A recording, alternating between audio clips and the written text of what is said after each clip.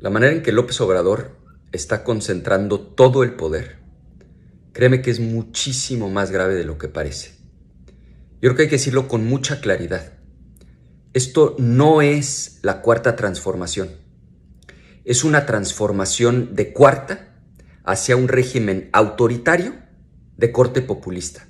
Porque fíjate, dos cosas distinguen a los regímenes autoritarios y populistas. Uno, la obsesión de control. Y ese es López Obrador.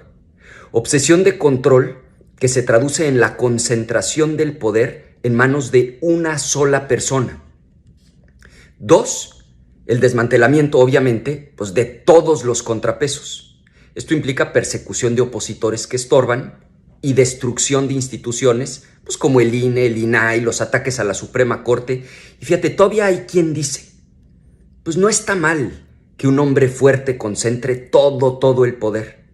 Y alegan que en otras partes del mundo ha funcionado, que es que por lo menos los autoritarios hacen que las cosas sucedan. Ve los aeropuertos que construyen, mira el caso de Singapur, esos son los argumentos típicos. Yo creo que no es así.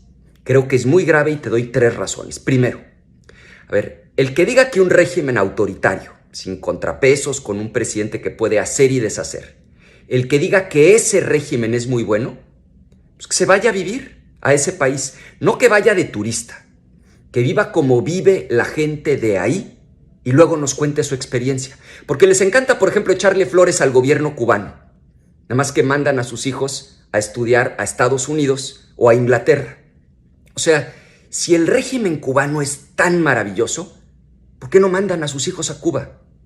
O que se nacionalicen cubanos, que entreguen sus bienes, sus cuentas bancarias al gobierno cubano, que vivan como cubanos y luego nos digan que es maravilloso el régimen.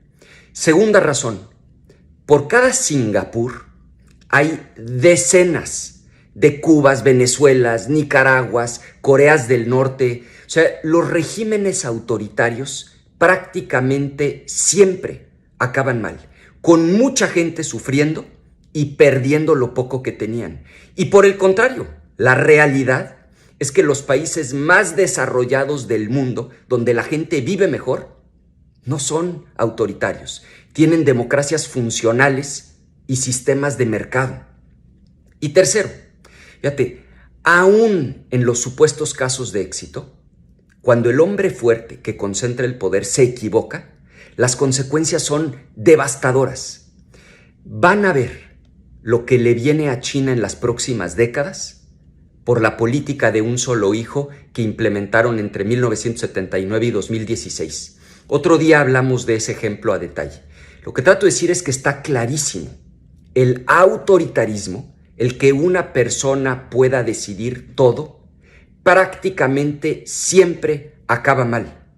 Tú pierdes tus libertades, supuestamente a cambio de que haya seguridad, prosperidad, pero acabas sin libertades, sin seguridad y sin prosperidad. Y en México, la lógica es muy simple. Para poder concentrar todo el poder, López Obrador está destruyendo o tratando de destruir a sus opositores y a todos los contrapesos. Y el problema es que está pasando un poco como dice el verso de Niemöller. Vinieron por los comunistas y no dije nada porque yo no era comunista. Vinieron por los judíos, no dije nada porque yo no era judío. Vinieron por los sindicalistas, no dije nada porque yo no era sindicalista. Cuando vinieron por mí, ya no había nadie que protestara. Y aquí igual. Vinieron por la presidencia del INE, vinieron por los opositores, vinieron por el INAI, vinieron por la Suprema Corte. Si dejamos que López Obrador desaparezca todos los contrapesos y equilibrios, si dejamos que concentre todo el poder, esto va a acabar mal. Y fíjate, hasta los seguidores de López Obrador deberían hacerse una pregunta. ¿Y qué pasa si después llega a la presidencia alguien que detestan cuando ya no haya contrapesos?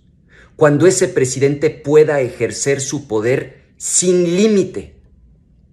Por eso digo que esto a nadie le conviene. Ahora, la buena noticia es que aún hay esperanza, por muchas razones, pero hay que decirlo especialmente porque hay una institución que está resistiendo y encabezando la defensa de la Constitución, y es la Suprema Corte de Justicia de la Nación. O sea, ya detuvieron el Plan B electoral y la militarización, gracias en buena medida a la Suprema Corte y a su presidenta. La verdad es que aún hay esperanza, pero no tenemos mucho tiempo. En 2024 tenemos que salir de manera masiva a votar, sí en contra del autoritarismo, pero sobre todo a favor de la prosperidad, a favor de la seguridad y a favor de la libertad.